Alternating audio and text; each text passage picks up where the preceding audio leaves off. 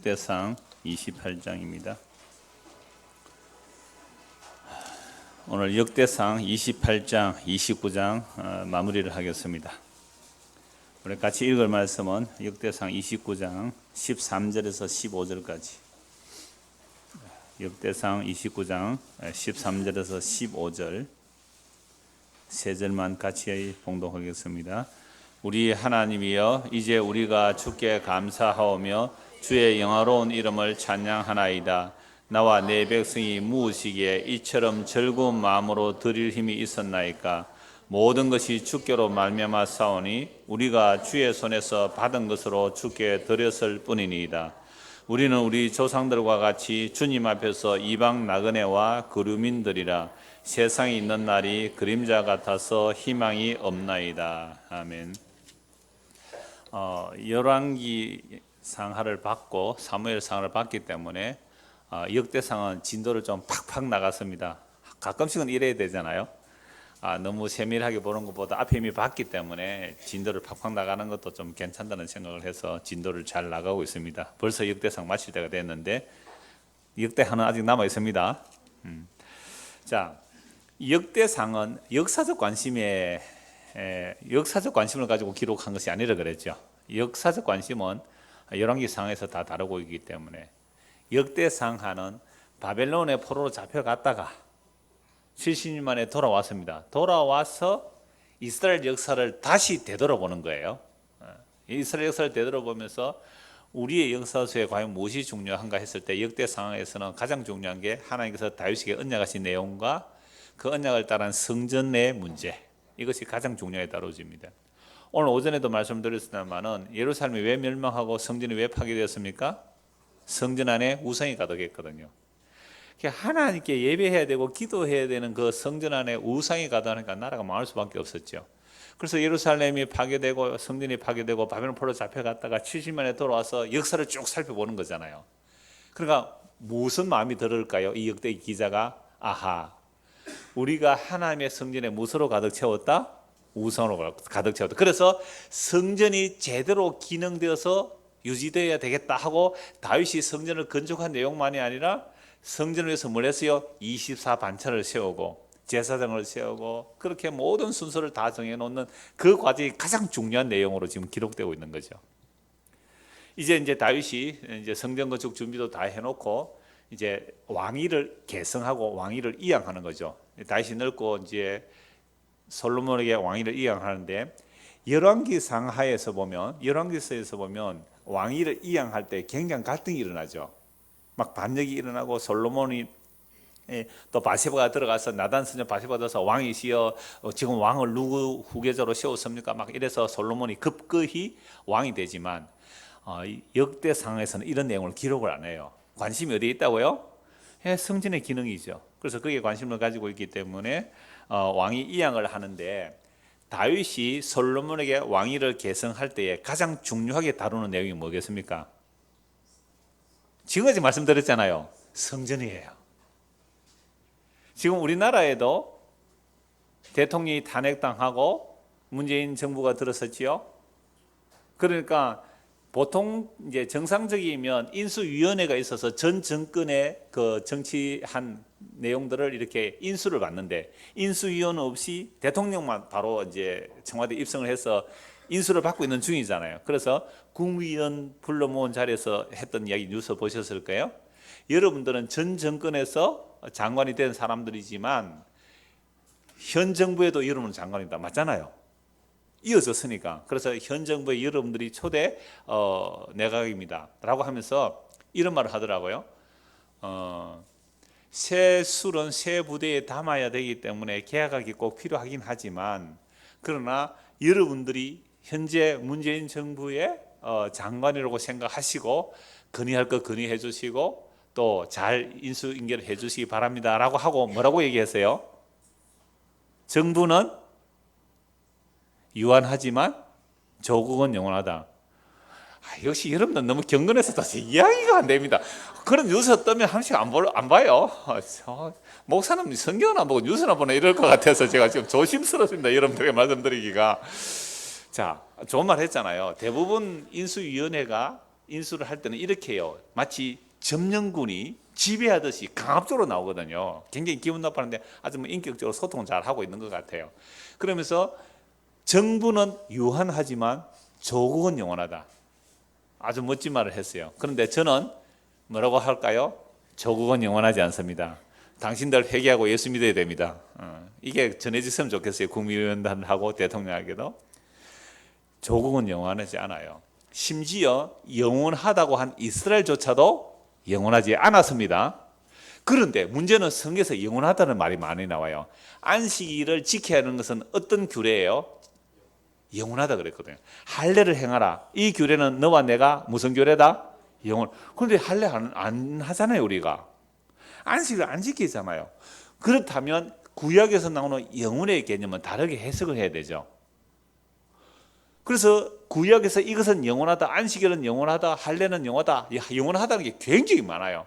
그러면 그 영원하다는 개념이 문자대로 해석이 하는 것이 아니라 그러면 안식일을 통하여 무슨 영원한 것을 보여주려고 했지? 할례를 통하여 무엇을 영원한 것을 보여주려고 했지? 라고 이렇게 생각을 해야 되죠. 그러면 영원한 것은 안식일이 영원한 것이 아니라 우리에게 안식을 주러 오셨고 안식일을 완성하신 예수 그리스도 안에 있으면 그 안식은 영원한 거구나. 이게 영혼의 개념이에요. 그래서 우리가 예수를 믿음으로 영원한 지옥 형벌이 아닌 영원한 안식이 있는, 영원한 쉼이 있는, 영원한 생명과 기쁨이 있는 그 주님의 나라에 들어가는 것, 예수 안에서 영원의 안식을 맛본 것, 이걸 영원이라 해요. 그래서 안식일을 기억하여 영원히 지키라. 이건 너와 나와 맺은 영원한 언약이다 해버리면 우리는 안식 교인이 돼야 된다니까요. 안식 교인이 돼야 그거 영원한 안식을 지키는 거잖아요. 할례를 행하라. 이것은 너와 나와 맺은 무슨 언약이다? 할례 언약, 영원한 언약이라 그랬어요. 그런데 세상에 유대인들이 그렇게 안식을 지켰는데 바울은 뭐라 그래요? 안식일을 지키지 마라 그랬어요. 할례 지키지 마라 그랬단 말이에요. 안식도 마찬가지고. 그럼 왜? 진짜 영혼이 뭔지를 알기 때문에 그래요. 오늘 우리도 마찬가지예요. 우리가 정말로 예수님 알고 믿는다는 것은 영원한 생명을 얻는 거잖아요. 예수님 자신이 영원한 생명이에요. 그럼 예수님을 믿는다는 것은 우리 안에 진짜 영혼이 뭔지를 알게 되고 예수님 안에서 영혼을 바라보는 거잖아요. 그렇지 않는 이 세상의 모든 관계들은 영원하지 않다는 거예요. 그래서 남자들 몇 분이 천국에 가면 마누라하고 뭐 신랑하고 알아보나, 여보 당신 알아보나 못 알아봐, 그거 한참 얘기했던데 못 알아봐요. 그거 알아볼 이유가 뭐였어요? 새로운 생명은 이 땅의 생명과 비교가 안 되는 거예요. 아니 군뱅이가 매미를 어떻게 알겠어요? 제가 그래서 그 얘기를 했어요. 애벌레가 나비를 어떻게 알겠어요? 애벌레가 애벌레가 어떻게 나비의 세계를 알겠단 말이에요? 거듭나야 돼요. 애벌레가 번데기가 되고 번데기에서 거듭나야 나비의 세계를 알 거 아니에요.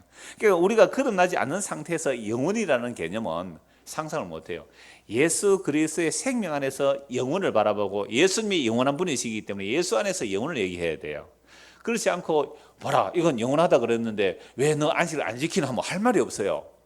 이게 여호와의 정인이라든지 또는 여호와는 영원한 유일하신, 보세요. 여호와의 정인들이 유일하신 여호와 하나님은 몇 분이에요?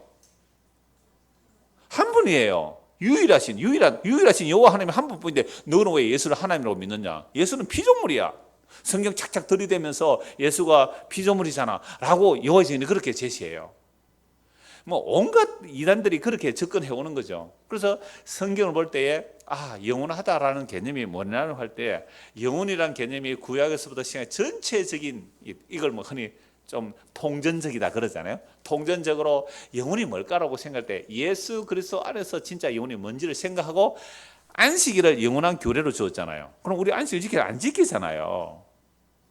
그러면 안식일의 주인이신 그분이 영원한 안식을 완성하셨습니다. 그래서 우리가 예수를 믿으면 영원한 안식 안에 들어갑니다. 이게 뭐예요? 안식일을 기억하여 그렇게 지키고 영원한 규례도 한 게 그 얘기잖아요. 할례가 그렇게 해석해야 되고요. 그래서 이스라엘도 영원하지 않았단 말이죠. 이스라엘은 영원하리라 했는데 이 역사에서 이스라엘 역사는 끊어져 버렸단 말이에요. 그러니까 뭐 모든 국가들이 그렇죠. 대한민국의 국가가 뭐예요? 애국가. 우리 국가는 아직 애국가잖아요. 애국가 뭐예요? 동해물과 백두산이 마르고 닳도록. 야, 세월 되게 오래 걸린다 그죠? 동해의 물이 다 마르고 백두산이 마르고 닳도록 하느님이 우리를 보호하사 우리나라 만세. 이건 전부 다 모든 민족은 영혼을 꿈꾸고 있다는 거예요. 영원한 나라. 성족이요? 영원하라. 일본은요? 일장기가 영원하라 아니겠어요? 뭐 들어보나 안 보나? 모든 나라들은 보세요. 제가 정부는 영원하지만 조국은 영원하다. 그게 모든 사람들의 영혼의 개념이 그런 게 있다. 그러니까 결국은 나를 중심으로 한 나의 세계가 영원히 확장되고 발전되는 그것을 영혼으로 꿈꾸는 거죠. 근데 하나님 나라는 이런 영혼이 아니죠. 예수 그리스도 안에서 새로 지음을 받아야 된다는 얘기입니다. 그래서 영혼이라는 단어 하나를 생각해도 예수님을 중심으로 뭐가 영혼인지 아닌지 이렇게 해석을 해야 된다 이 말씀이죠. 자, 그러면 다윗이 아들에게 왕위를 계승하면서 무엇을 중요하게 말했을까요? 벌써 두 번 얘기했습니다. 성전이라는 거죠. 국방이나 경제 이런 얘기 아니에요. 성전 건축을 왕위 계승의 가장 중요한 내용으로 가장 많이 다룬 거 지금 앞에 봤잖아요. 아니, 아버지 왕이 아들 왕에게 물려주면서 계속 성전 얘기만 했단 말이에요. 성전 얘기만. 그래서 이 성전이 왜 중요한지 아까 말씀드렸잖아요. 바벨론 포로에서 망하고 돌아왔기 때문에 성전의 기능이 유지되어야 우리가 유지된다. 이걸 알고 이 성전 기능에 대한 내용을 쭉 기록하고 있습니다. 이제 28장 1절부터 보시겠습니다. 1절에서 5절입니다. 제가 쭉 읽겠습니다. 다윗이 이스라엘 모든 고관들 곧 각 지파와 어른과 왕을 섬기는 반장들과 천부장들과 백부장들과 및 왕과 왕자의 모든 소유와 가축의 감독과 내시와 장사와 모든 용사를 예루살렘으로 소집하고 이에 다윗 왕이 일어서서 이르되 나의 형제들 나의 백성들아 내 말을 들으라. 나는 여호와의 언약궤 곧 우리 하나님의 발판을 봉안할 성전을 건축할 마음이 있어서 건축할 재료를 준비하였으나 하나님이 내게 이르시되 너는 전쟁을 많이 한 사람이라 피를 많이 흘렸으니 내 이름을 위하여 성전을 건축하지 못하리라 하셨느니라. 그러나 이스라엘 하나님 여호와께서 전에 나를 내 부친의 온 집에서 택하여 영원히 이스라엘 왕이 되게 하셨나니 곧 하나님이 유다 지파를 택하사 머리를 삼으시고 유다의 가문에서 내 부친의 집을 택하시고 내 부친의 아들들 중에서 나를 기뻐하사 온 이스라엘의 왕을 삼으셨느니라. 여호와께서 내게 여러 아들을 주시고 그 모든 아들 중에서 내 아들 솔로몬을 택하사 여호와의 나라 왕위에 앉혀 이스라엘을 다스리게 하려 하실세. 자, 여기까지 일단 끊겠습니다. 지금 다윗 왕이 솔로몬에게 왕위를 계승하면서 모든 백성의 지도자를 다 불러 모아가지고 내가 여호와에서 성전을 지을 마음이 있었는데 여호와 하나님께서 내가 손에 피를 많이 흘렸기 때문에 내가 말고 내 아들에게 하게 하셨다라고 하면서 2절에 한번 보십시오. 왜 성전을 지으려고 하죠? 여호와의 언약궤. 그 언약궤 뚜껑에는 뭐가 덮인다 그랬어요? 속죄소, 천사의 그룹, 날개. 그 날개 그룹이 속죄소. 그래서 하나님께서 어디서 말씀하세요? 그 속죄소 위에서 말씀하신다는 거죠. 이것은 하나님께서 예수님을 통하여 말씀하신다. 이래 보면 돼요. 왜? 속죄소는 예수님을 그대로 상징하니까. 하나님은 예수님 안에서 말씀하세요. 그게 속죄소 안에서 말한단 말이에요. 그러니까 우리가 직접 하나님께 나아가서 물어서 하나님께 답을 얻을 수 있는 게 아니에요. 반드시 어디서 물어야 돼요? 속죄소 안에서. 만약 성전에서 쫓겨나면 어디를 향하여 물어야 돼요? 성전을 향하여. 그럼 성전을 향하여, 성전은 어디를 향하여? 속죄소를 향하여. 그러니까 내가 비록 성전에서 쫓겨나서 전염병이 일어나고 뭐 온갖 여러 개 상팔자에 다 나와요. 비록 쫓겨가서 포로로 잡혀갔을지라도 어디를 향하여? 성전의 중심 어디예요? 지성소 안에 언약궤 위에 서서 속죄소. 그 속죄소 때문에 하나님께서 우리의 기도를 들으시고 그 속죄소 위에서 응답하세요. 출애굽기에 나와요. 출애굽기에서 내가 너희에게 말할 때요 속죄소 위에서 말하겠다는 거죠. 딴 데서 말하면 어떻게 돼요? 다 죽어요. 시내산에서 하나님이 친히 나타나서 말씀하니까 백성들이 어떻게 해요? 우리가 하나님 말씀을 드리니까 둘이서 다 죽겠습니다. 모세, 당신이 대신 가서 전해주세요. 그래서 모세가 대신 받아온 내용이 뭐예요? 성막에 대한 설계도예요. 성막에 대한 설계도를 받아와요. 그래서 그 성막을 지었고 그 성막에 누가 임하시는 거예요? 여호와 하나님이 전체가 임하시는 게 아니에요. 그래서 2절 보세요. 나는 여호와의 언약궤 곧 우리 하나님의 뭘요? 발판을 봉안할 성전을 건축할 말. 그러니까 성전을 건축할 하나님께서 그거 뭐 두시는 거예요? 발 하나 디디겠다는 거예요. 발 하나. 여러분들 북한에 가면 김일성이 다녔던 발 디딘 곳을 뭐로 만들어 버려요? 성지를 만듭니다. 신이죠. 북한에서는 김일성이 신이에요. 성부 하나님이에요. 김일성이.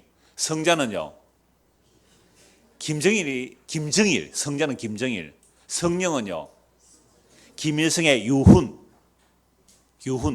그래서 김일성도 아버지의 유훈, 아버지의 말을 따라 아들이 정치해야 돼요. 그럼 김정은은 그냥 아무것도 아니죠, 뭐. 3.1체에서 아무것도 아닙니다. 그런데도 저 북한에서는 가장 뭐 존엄한 자 그러잖아요.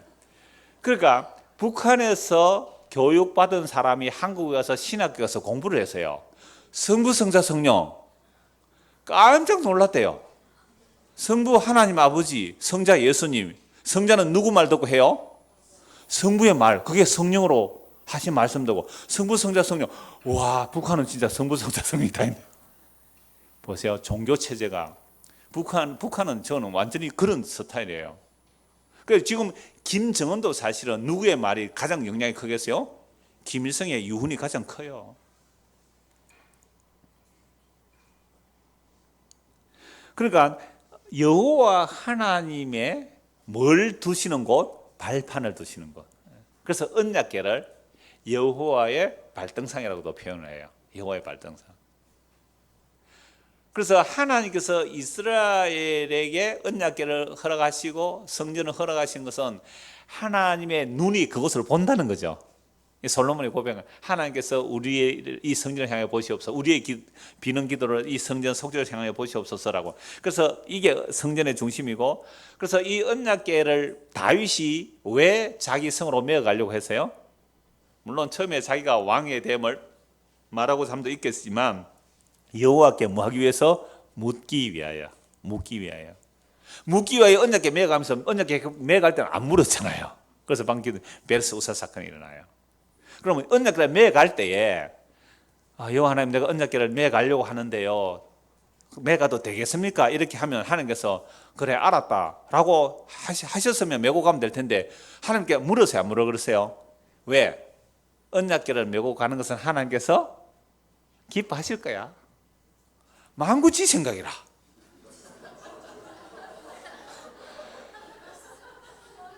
제가 지금 이 얘기가 제 말로 성경에 나와요. 우리는요 하나님께 물어보도 안 하고 이렇게 하면 이건 하나님께서 기뻐하실 거야 라고 한단 말이에요. 근데 목사는 목사대로 이게 하나님 기뻐하실 거야 하고, 장로는 장로를 하나님 기뻐하실 거야 하고, 그러니까 둘이서 어떻게 해요? 이게 하나님 기쁘게 하는 일이야, 이게 하나님 기쁘게 하는 일이야, 서로 싸우잖아요. 그럼 또 안수 집사들이 가만히 있습니까? 안수 집사회 딱 모여가지고 아니요 이게 하나님이 기뻐하시는 일입니다 이러면 서리 집사는 가만히 있어요? 아닙니다, 이게 하나님이 기뻐하시는 일입니다 이런데, 그러면 아무 직분도 없는 사람은 이게 하나님이 기뻐하십니다, 하나님은 낮은데 마음을 보신다 이러면서 우리끼리 하나님 뜻이에요. 그래서 교회에서 분리가 일어나죠. 이걸 방지하기 위해서 뭘 가져야 돼요? 교회에서는 힘을 가지고 카리스마를 가져야 되는 거예요. 자, 그래서 언약궤를 모시고 하는 이유는 그 중심에 여호와께 묻는 거죠. 자, 그런데 놀랍게도 이렇게 보세요. 4절에서 이스라엘 하나님 여호와께서 전에 나를 내 부친의 온 집에서 뭐 했다고요? 택하여. 목동이잖아요. 다윗의 아들 8명 중에 막내를 이 다윗을 택해요. 나를 택하여 영원히 이스라엘 왕이 되게. 이것도 뭐가 나와요? 영원히. 아니 다윗 죽었잖아요. 솔로몬 죽었고. 이스라엘은요 586년에 BC 586년에 바벨론에서 왕 다 끊어졌어요. 다윗은 영원한 왕 못 돼요. 40년밖에 못 돼. 그런데 다윗은 하나님이 나를 이스라엘의 왕으로 세워서 영원한 왕이 되겠다. 이거 영원하다 그러는데 나라 망했는데 뭐가 영원해요? 이렇게 말하면 여러분 어떻게 해석을 해야 돼요? 다윗의 왕위를 끊어졌는데 누가 영원해요? 이거 누가복음 찾아봐야 됩니다. 누가복음 1장 한번 찾아보십시오. 그러니까 여러분 성경을 이렇게 기억해 두십시오. 그래서 영원하다는 개념 앞에서 제가 말씀드렸잖아요. 뭐가 도대체 영원하다는 개념이 할 때 누가복음 1장을 보십시오.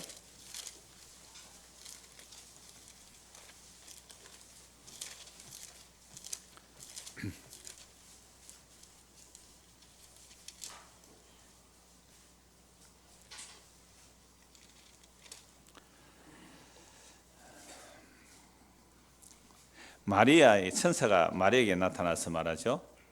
마리아에게 나타나서 32절입니다. 31절부터 볼까요?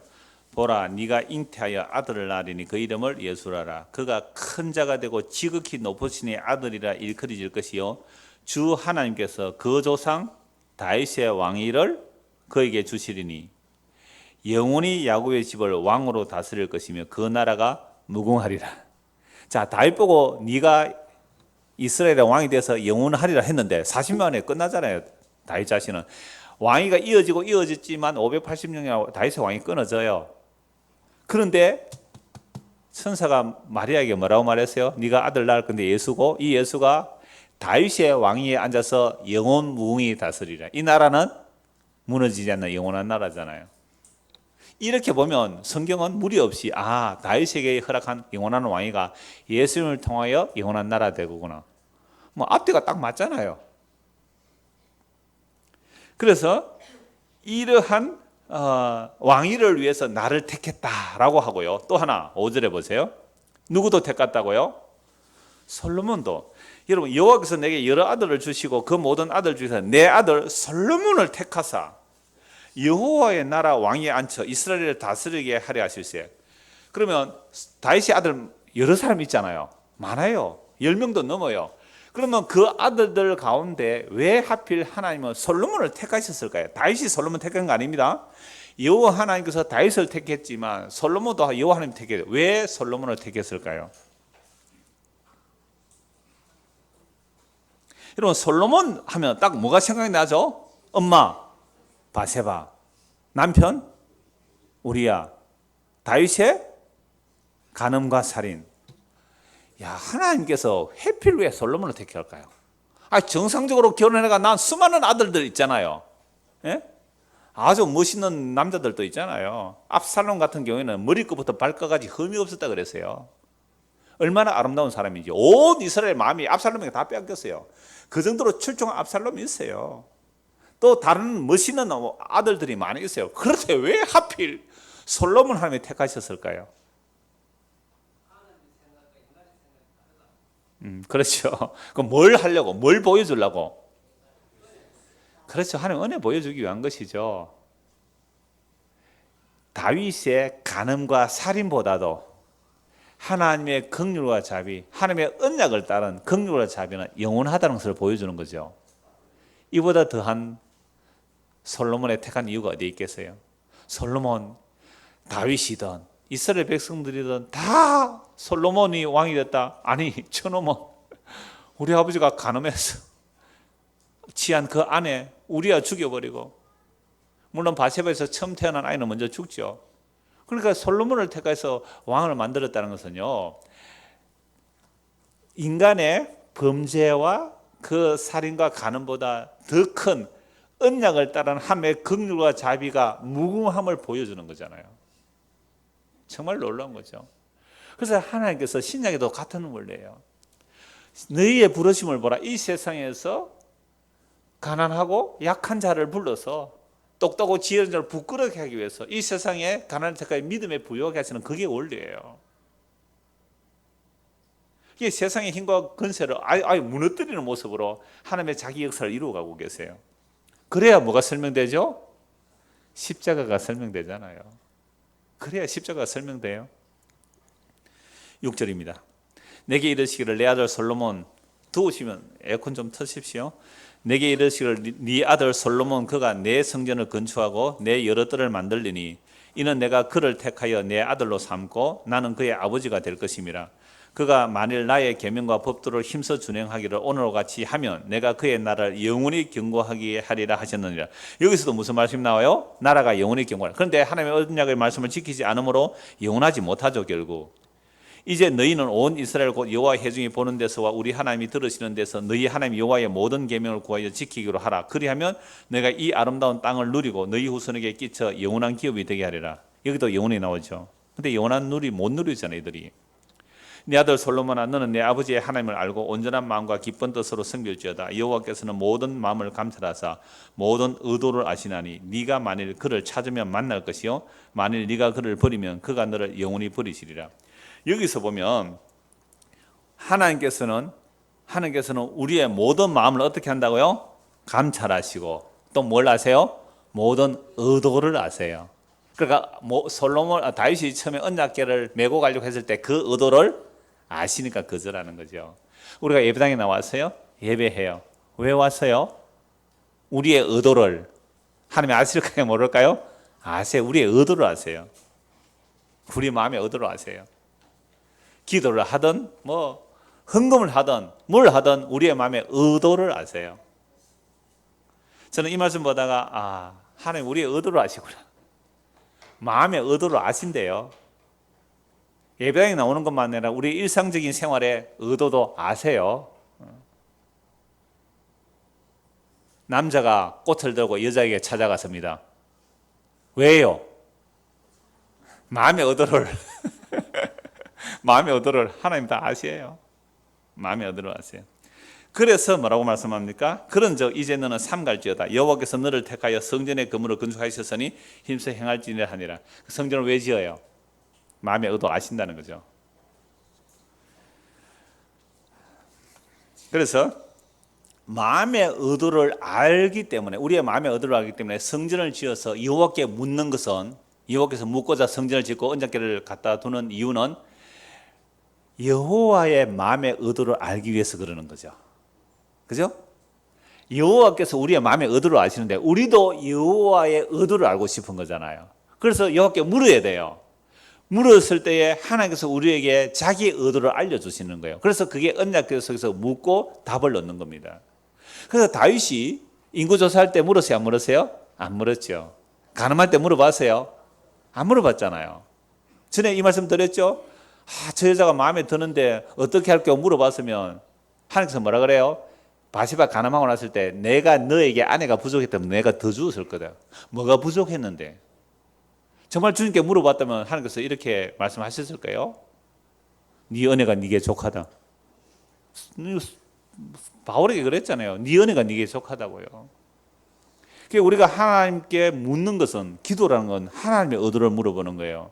내 의도를 관철시키기 위해서 기도하는 게 아니라 하나님의 의도가 뭐냐를 묻고 내 의도가 무너지는 것, 이게 기도예요. 이게 자기 부인의 기도잖아요. 내 뜻대로 마옵시고 아버지 뜻대로 되기를 원합니다. 이게 언약궤를 따라 하나님께 기도하는 내용이죠. 그럼 우리가 십자가 앞에서 하나님의 의도를 읽어야 되잖아요. 십자가 앞에서 하나님의 의도를 읽어내면서 기도하는 거잖아요. 그래서 언약궤를 둔 이유는 하나님께 묻기 위해서 그래요. 그래서 굉장히 많이 나와요. 묻고 답하고 묻고 답하고. 그게 언약궤를 통하여 일어나는 그 성전의 가장 중요한 기능이에요.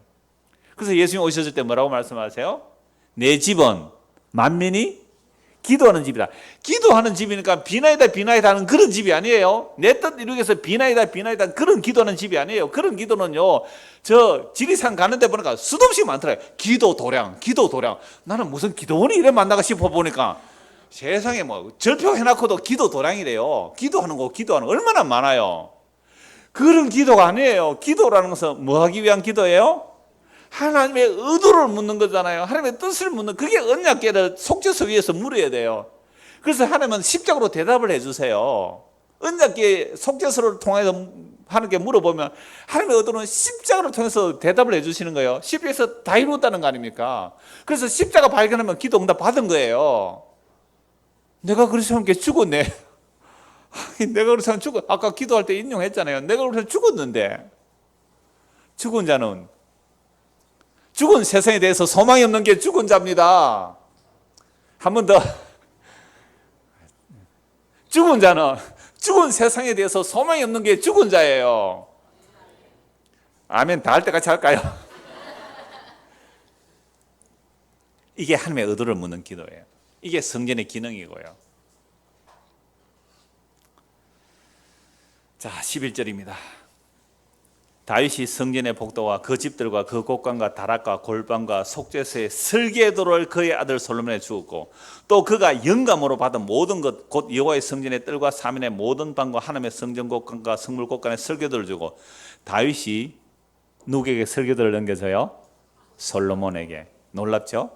모세가 시내산에서 성막의 설계도를 받아보듯이 지금 다윗은 하나님의 영의 감동으로 설계도를 받아서 솔로몬에게 넘겨줘요. 그 설계도의 가장 핵심적인 부분이 또 언약궤예요. 18절 보세요. 또 향단에 설 순금과 또 수레 곧 금그룹들과 설계도로 만들 금의 무게를 정해. 자, 성전에 들어갈 기구들의 크기, 무게도 다 얘기를 설교도를 해줘요. 이 그룹들은 날개를 펴서 여호와의 언약궤를 덮는 것이라. 그러니까 성전 설계도의 가장 중요한 언약궤 덮는 그룹이죠. 언약궤 그룹. 다윗이 이르되 여호와의 손이 내게 임하여 이 모든 일의 설계를 그려 나에게 알려주셨느니라. 그래서 시내산에서 설계도를 받을 때도 모세가 여호와께로부터 설계도를 받잖아요. 그 설계도에 이제 속죄소 얘기가 그대로 중심으로 나오고 다윗도 그렇게 말하죠. 20절입니다. 또 그의 아들 솔로몬에 이르되 너는 강하고 담대하게 이 일을 행하라. 두려워하지 말며 놀라지 말라. 내가 여호와의 성전 공사의 모든 일을 마치기까지 여호와 하나님 나의 하나님이 너와 함께 계시사 내게서 떠나지 아니하시고 너를 버리지 아니하시라. 이 말씀 들으면 갑자기 누구 생각이 나요? 모세가 여호수아에게 한 말 생각나죠. 모세가 여호수아에게 이스라엘 백성 이끌어 약속의 때에 들여놓게 하면서 이 일을 이루기까지 여호와 하나님께서 너와 함께 떠나지 않을 거라. 그러니까 지금 다윗이 솔로몬에게 이 성전을 짓고 하는 동안 하나님이 너와 떠나지 않고 함께 하시리라 한단 말이죠. 이게 하나님 자기 약속을 하나님께서 이루어내겠다는 말입니다. 21절 제사장과 레위 사람의 반이 있으니 하나님의 성전의 모든 공사를 도울 것이요 또 모든 공사에 유능한 기술자가 기쁜 마음으로 너와 함께 할 것이요 또 모든 지휘관과 백성이 온전히 네 명령 아래 있으리라 라고 용기를 주죠. 모세가 여호수아에게 두려워하지 말고 담대하라고 몇 번이나 얘기를 해요. 그러고 했을 때 나중에 그 이스라엘 백성들이 여호수아에게 와서 이렇게 말해요. 우리가 모세의 말을 들은 것처럼 당신의 말도 듣겠습니다 이랬잖아요. 그래서 여호수아에게 용기를 주지만 모세 말 제대로 들었어요? 솔로몬 여호수아 말 잘 안 들어요. 그러니까 인간이 그때그때 달라요. 자, 이것처럼 지금 왕위 계승을 하면서 가장 중요하게 말한 게 뭐예요? 국방, 경제 이런 얘기 아니잖아요. 성전 얘기예요. 다른 말로 하면 너 예수님 필요해 이 얘기예요. 우리 아버지가 아들에게 유언할 때 뭐가 필요해요? 재산 물려주는 유언하지 마시고 뭐요? 재산은 하나도 남기지 마세요. 얼마 전에 서문하게 은퇴하시거든요. 6월 3일 은퇴하시는데 거기 계시는 제 아는 권사님이 어버이날 설교를 보니까 막 자식에게 한 푼도 물리주지 말라는 얘기를 했다고 해서 무슨 말씀인지 들어보니까 쭉 그 얘기를 하시더라고요. 정말로 예수님을 남겨주는 사람, 예수님을 이야기해주는 사람. 이건요, 여러분 아버지가 회사를 자식에게 물려주는 그 회사는 영원하지 못하잖아요. 적어도 우리가 넘겨주고 물려줘야 할 그 나라, 영원한 나라. 지금 다윗이 솔로몬에게, 모세가 여호수아에게 이렇게 승계하고 인계할 때 성전 중심, 신약으로 말하면 예수 그리스도가 우리의 영원한 기업이라고 물려줄 수 있는 사람. 아들아, 이 기업은 내가 너에게 안 물려주겠다. 이건 사회에 환원하겠다. 이건 오히려 내가 세상에 다른 일에 쓰겠다. 아들아, 내가 너에게 물려줄 건 예수밖에 없다. 라고 하면 아들이 어떻게 할까요? 아버지 완전 미워할 거예요. 영국에선가 아버지가 복권을 당첨돼서 복권 25억인가 복권을 아들에게 물려줬더니 아들이 더 내려놓고 소송했대요.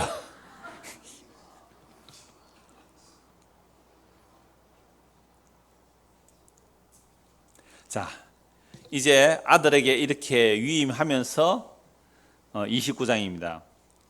다윗이 솔로몬에게 준비해 놓은 것들을 쭉 이제 말을 하죠. 그래서 내가 이 성전은 사람을 위한 것이 아니라 여호와를 위한 것이다라고 말하면서 사람을 위해서 내 성전 지으려고 안 한다는 거죠. 여호와를 위해서 성전을 지으려고 한다라고 하면서 2절에 내가 이미 내 하나님의 성전을 위하여 힘을 다하여 준비하였나니 곧 금은 여러 가지를 마련했는데 다윗이 자기의 사유 재산을 가지고 드렸다 이 말이죠. 그래서 4절에 보면 곧 오빌의 금 3,000달란트와 수는 7,000달란트 어마어마한 내용을 드렸습니다.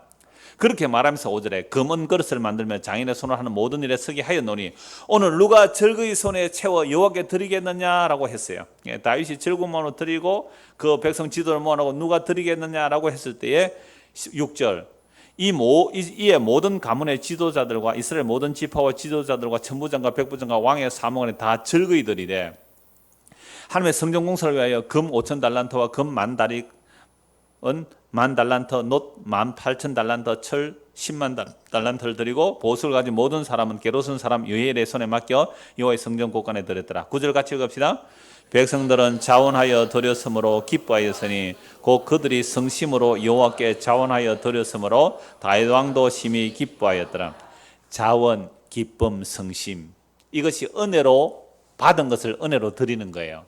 우리가 뭐 연보를 하든지 교회 헌신을 하든지 정말로 자원과 기쁨과 성심, 이것이 있다면 그건 주님께로부터 온 하나님의 공급하시는 힘으로 했기 때문에 이것은요, 헌신하고 연보하고 나서 뭐 한다고요?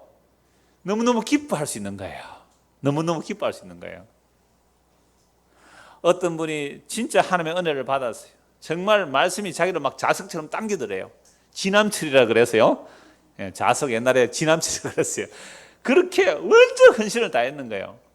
그렇게 다 했는데 가면 갈수록 이건 아닌 거예요. 이 십자가 복음이 아니에요. 그런데 자기는 그때는 정말 뭐 껍데기 홀랑 벗겨지듯이 다 할 그때는 기쁨으로 했대요. 정말로 자원과 감사와 기쁨으로. 왜? 주님을 만났으니까. 근데 교회의 방향성이 다르더라는 거예요. 교회의 방향성이, 목사의 방향성이 달랐다는 거예요. 그래서 어쩔 수 없이 이제 빠져나오게 됐다 그러던데, 우리가 어떤 헌신이나 봉사를 할 때요, 자원, 기쁨, 감사, 그거 있으면 이건 주님께서 하신 거구나 알 수 있는 거예요. 그렇게 할 때에는 누가 안 알아줘도 괜찮아요. 사람이 안 봐도 괜찮거든요. 여러분 가끔 이런 거 있잖아요. 여러분들 어디 못 갈 때에 부조를 부탁하잖아요. 부조를 부탁해요. 근데 어떤 사람에게 부탁해요? 믿을 만한 사람에게 부탁하죠. 중간에 배달 사고 날 수 있잖아요. 그런 걱정 안 해보셨어요? 그러니까 우리가 주님 앞에 뭔가 헌신하고 봉사한다 할 때는 정말 자원과 감사와 기쁨이 있으면 그런 배달 사고도 걱정 안 해도 되는 거예요. 왜? 오늘 제가 드리고 싶은 말씀이 이거예요. 모든 것이 주님의 것입니다. 그래서 찬송 제가 부탁 하나 했어요. 주님 것을 내 것이라고. 마실 때 한 번 더 합시다. 좀 빨리 마실 테니까 내가 한 5분 마실 테니까 한 번 더 합시다. 나중에 마칠 때 좀 이거 좀 온오프 켜놓으십시오. 아니면 가사 다 아니까 읽어드리든지.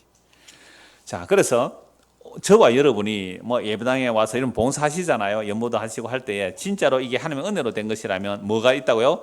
자원과 기쁨과 성심으로. 이건 누구나가 기뻐하는 거죠. 그래서 자원과 감사와 기쁨으로 하는 이걸 보고 다윗이 너무너무 기뻤어요. 다윗이 너무너무 기뻐서 하나님 앞에 감사 기도를 하는 내용 또 읽어드릴게요. 오늘 오전에 제가 기도 읽어드렸죠. 누구 기도요? 다니엘 기도, 회개 기도. 오늘 다윗은 무슨 기도요? 감사 기도. 감사 기도. 쭉 읽겠습니다. 10절.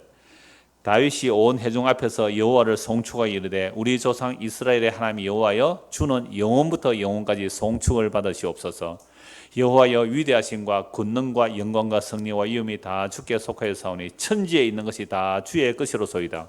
여호와여 주권도 주께 속하였사오니 주는 높으사 만물의 머리이심이니이다. 부와 기와 주께로 말미암고 또 주는 만물의 주제가 되사 손에 근세와 능력이 있사오니 모든 사람을 크게 하심과 강하게 하심이 주의 손에 있나이다. 우리 하나님이여 이제 우리가 주께 감사하며 주의 영어로운 이름을 찬양하나이다. 14절 같이 읽읍시다.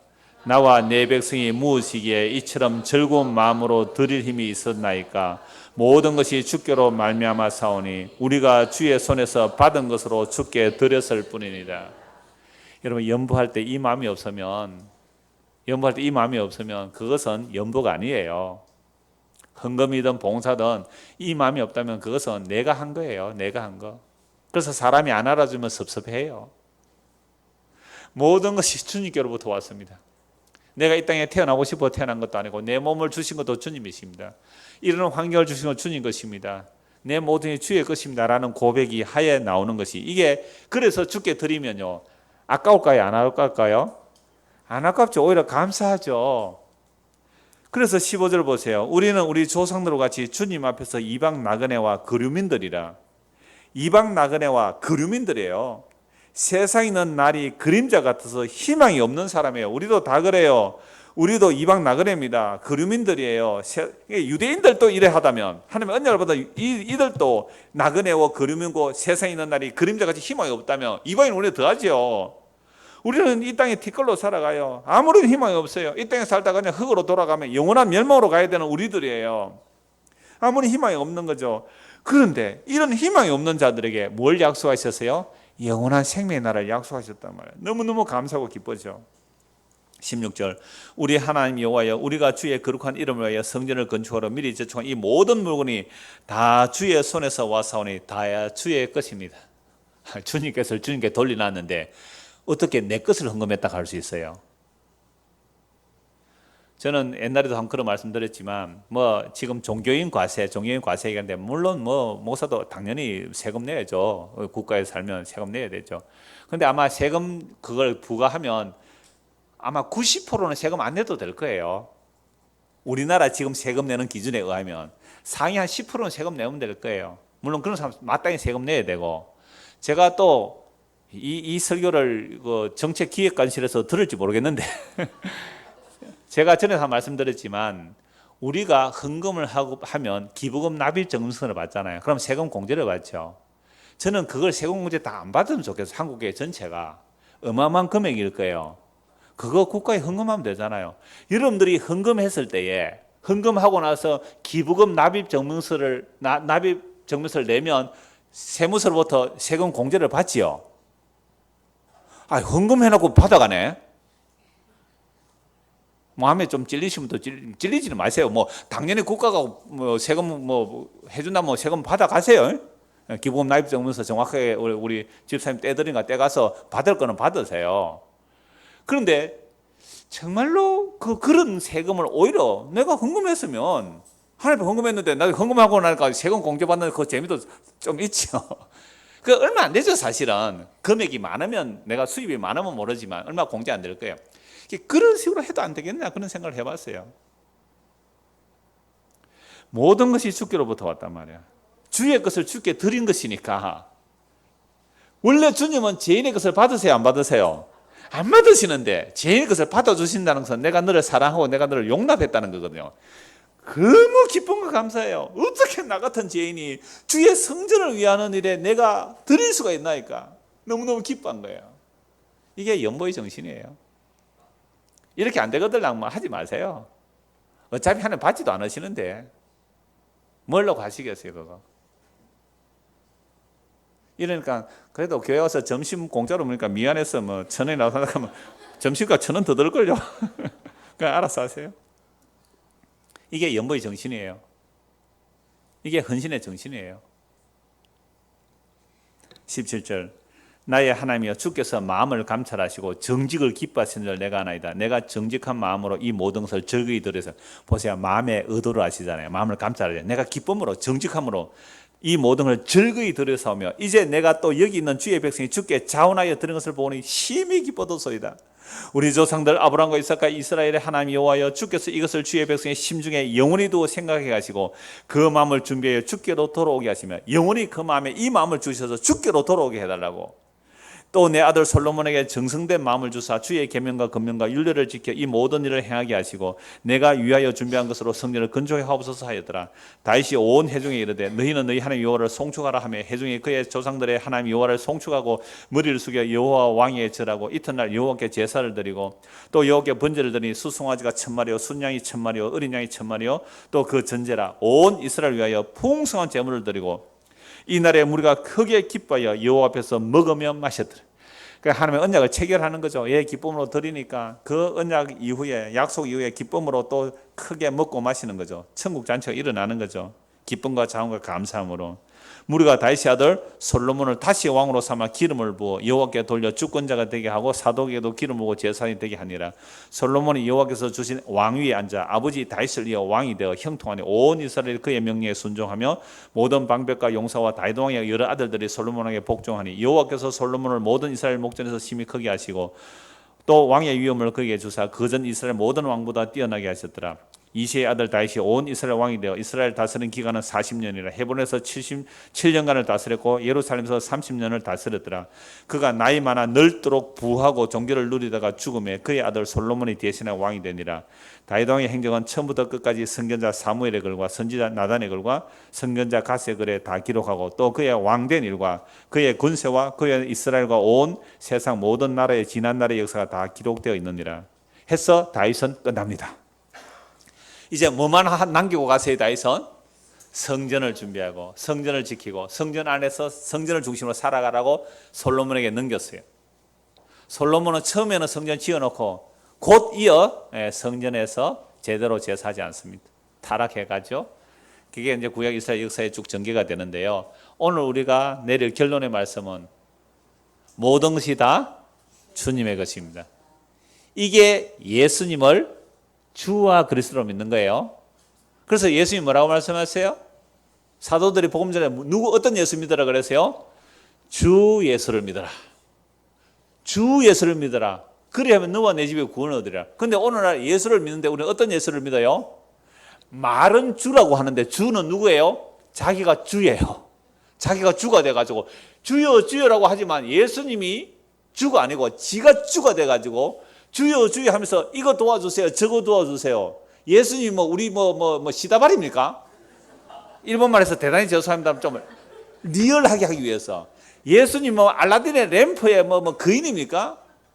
비나이다 펑 뭘 도와드릴까요 주인님? 어떻게 그런 예수예요? 여러분 주 예수예요. 주 예수. 어떤 주님이에요?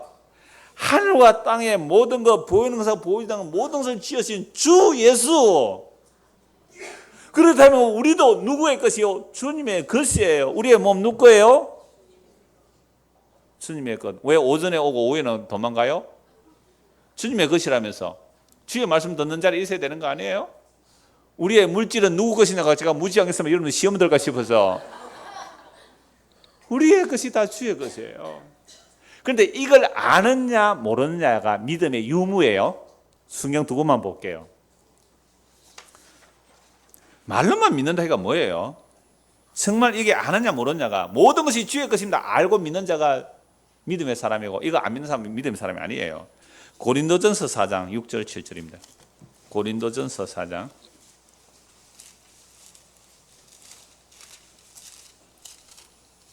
6절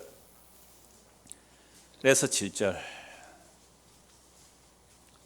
형제들아 내가 너희를 위하여 이 일에 나와 아볼로를 들어서 본을 보였으니 이는 너희로 하여금 기록된 말씀 밖으로 넘어가지 말라 한 것을 우리에게 배워 서로 대적하며 교만한 마음을 가지게 말게 하려 함이라. 그러니까 지금 고린도 교회는 은사주의자들이 굉장히 많아요. 은사가 많이 나타나니까 서로 지잘났다고 하는 거죠. 그래서 바울이 하는 말이 우리를 본받으라. 기록된 말씀밖에 넘어가지 말라. 은사 막 자랑하고 다니지 말라. 우리에게서 배워 서로 그러니까 복음을 똑같이 들어놓고는 서로 어떻게 해요? 대적하고 교만한 마음을 가지지 말게 하려면 서로 지가 선생이래. 지가 잘났대요. 막 은사가 나타나니까 그걸 자랑하는 거죠. 그래서 바울이 하는 말씀이 7절입니다. 같이 읽읍시다. 누가 너를 남달리 구별하였느냐? 네게 있는 것 중에 받지 않은 것이 무엇이냐? 네가 받았은즉 어찌하여 받지 않은 것이 자랑하느냐? 은사를 받았습니까? 그거 받은 거잖아요. 내가 노력해서 얻었으면 은사가 아니에요. 방은 달라고 기도가 방 받았어요. 은사예요? 은사 아니에요? 은사 아니에요. 지가 노력해서 받았으면 은사 아니에요. 그 종교적 방은 얼마든지 나오거든요. 은혜의 선물이에요. 은사라는 말은 은혜의 선물이에요. 은혜의 선물로 나와서 정말 죽은 자를 고쳐줬다 할지라도, 그죠? 죽은 자를 살려냈다 할지라도 어떤 사람 와 당신 대단하여 하러 가면 은사를 받은 사람이라면 뭐라고 해요? 아니요 이거 내가 아닙니다. 이게 베드로와 요한이 성전 미문에 가다가 날 때부터 안전벨 일으켰어요. 사람들이 막 주목합니다. 와 당신 대단한 기도 능력이네. 우리 때 영빨이라 그러더라고요. 와 영빨 세네 기도빨 세네 막 이러더라고요. 그래서 일어난 것처럼 그때 베드로 요한이 뭐라 그래요?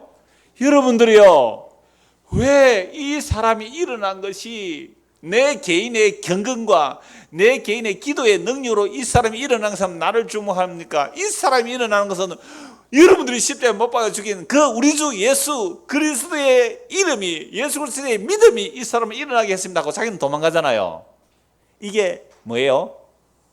진짜로 주님을 믿는 모습이에요. 요러니까 또요, 막 기적 일으켜놓고 막 일어나면 또 요렇게 말합니다. 이게 다 주님의 은혜죠. 뭐 제가 한 게 있습니까? 이런데 요런 마음의 의도를 주님 아세요? 모르세요? 아세요. 내숭 뜨는 거 아신다니까요. 집사님 어떻게 이렇게 훌륭한 일을 하셨어요? 이사 오셨어요? 아직 이사 안 오셨어요? 어떻게 거기서까지 오셨어요? 다 주의 은혜죠. 마음의 의도를 아신다니까요. 그렇죠?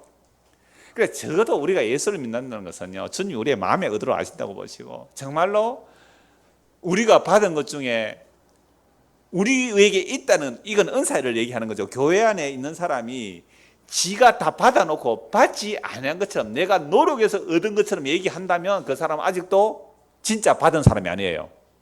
진짜 은혜를 받은 사람이 아니에요. 지 자랑하는 사람 있잖아요. 내가 금식을 얼마나 하고, 내가 철야를 얼마나 하고, 내가 기도를 얼마나 하고, 내가 전도를 얼마나 하고, 자꾸 자기 자랑이 나오는 사람 있잖아요. 그 사람은 뭐가 아니에요? 받은 게 아니라니까요. 받은 게 아니니까 지산이 나오잖아요. 받았다면 자기 자랑을 못해요. 받은 사람이라면. 주님의 은혜만 자랑, 십자가만 자랑하는 거죠. 그런데 왜 네게 있는 것 중에 받지 않은 것이 무엇이냐? 다 받아놓고 어째여 받지 않은 것처럼 서로 자랑하느냐? 한 군만 더 보죠. 로마서 11장 35절입니다. 고린도서 바로 앞에 로마서 11장 35절에서 36절입니다. 34절부터 볼까요? 누가 주의 마음을 알았느냐? 누가 그의 모사가 되느냐? 주의 마음, 주의 의도 누가 알았느냐? 주의 의도를 누가 알았느냐? 35절, 누가 주께 먼저 드려서 갚으심을 받겠느냐? 내가 먼저 주님께 하나님 받으세요 하고 이걸 드렸다고 그거 대가로 받아낼 사람이 있느냐 없느냐 이 말이에요. 없습니다. 이건 종교예요. 내 것을 주께 먼저 드려가지고 주님으로부터 뭔가 대가를 받겠다, 이게 종교예요. 그러니까 누가 주께 먼저 드려가지고 그 드린 행위로 갚으심을 받겠느냐, 그럴 사람이 있다는 말이에요? 없다는 말이에요? 없다. 만약 그런 식으로 나가는 사람은 종교꾼이다. 하나님의 은혜를 받은 사람이 아니다 이 말이에요. 그래서 거래 안 돼요. 하나님과 거래 안 됩니다. 누가 주께 감히 드려? 만물이 다 주의 것인데요. 내 것이 어디에 있어요? 주님 것을 주님께 드린 것뿐인데요. 그런데 주님 것을 주님께 드린 이것이 기쁨이 되고 감사하고 자원이 되면 그 믿음의 사람 맞아요. 그거 물질에 있어서도 시간에 있어도 뭐 모든 것이 다 마찬가지예요. 그래서 36절 같이 읽읍시다. 이는 만물이 주에게서 나오고 주로 말미암고 주에게로 돌아갑니다. 그에게 영광이 세세 있을지어다. 아멘. 우리가 예수님을 믿는다는 것은 예수님이 나의 주가 되십니다. 나의 주만 아니라 세상 만물의 주가 되십니다. 보이는 것이나 보이지 않는 것이나 모든 것들이 예수님의 것입니다. 이 예수를 믿는 사람이 믿음의 사람이에요. 이런 사람들이면 모든 것이 주께로부터 왔으니 내가 혹 연보를 할 수 있고 헌신과 봉사를 할 수 있다는 것은 이건 주께로부터 왔기에 내가 너무 감사하고 자원과 기쁨을 합니다. 이 감사와 이 주님의 주 되심을 고백하는 저와 여러분 되기를 소원합니다. 기도하겠습니다. 하나님 아버지, 예수님을 주여 주여 부르짖기는 많이 하지만 여전히 나의 주됨이 무너지지 않고 내가 주가 되어서 예수님을 이름만 주로 불렀다면 이게 불법을 행하는 것입니다. 여기서 돌이키게 하시고 정말로 내가 죽고 그리스도가 나의 주가 되는 그 믿음의 사람이 되게 하여 주옵소서. 이런 믿음의 사람이라면 나의 지금 나된 모든 것들이 주께로부터 다 받은 것임을 알고 내 것이 하나도 없고 모든 것이 주님의 것이라고 고백하며 믿음으로 살아가는, 참으로 청기으로 살아가는 그런 믿음의 사람이 다 되도록 우리에게 은혜를 베풀어 주시옵소서. 예수 그리스도를 받들어 기도드리옵나이다. 아멘. 네, 이 찬송하면서 마무리하겠습니다.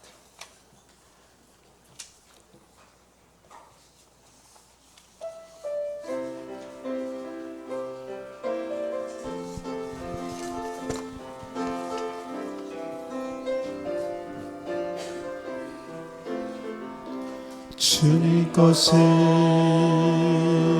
내 것이라고 고집하며 살아왔네. 기는 보아 자녀들 같이 주님 것을 내 것이라.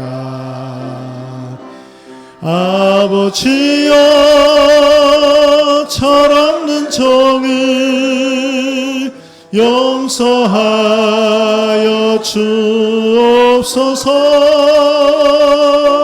맡긴 사명 맡긴 재물을 주를 위해 쓰렵니다. 천하니 몸